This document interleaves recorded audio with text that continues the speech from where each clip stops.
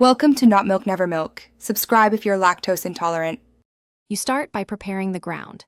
Back up your layout so changes are reversible, and pick a cohesive color palette and icon style to guide decisions.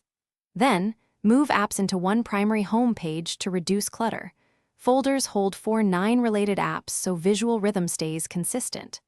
Once done, set empty pages to appear after the main page and hide rarely used apps in the app library so your aesthetic focus stays intact. You now replace icons and place widgets deliberately. Create custom icons via shortcuts and add them to the home screen. This gives you control over shape and color. Pick 1 or 2 widget sizes to keep scale consistent and use widget stacks sparingly to hide clutter while keeping utility.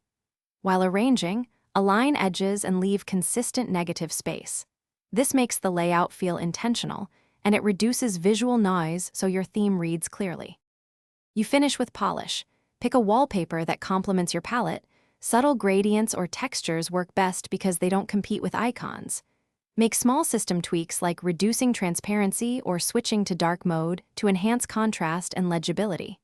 If something breaks, restore your backup or recreate problematic custom icons. Toggling shortcuts and widget refresh often fixes missing icons.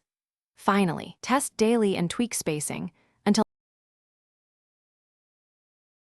Thanks for watching. If this was helpful, leave a like and consider subscribing. See you next time.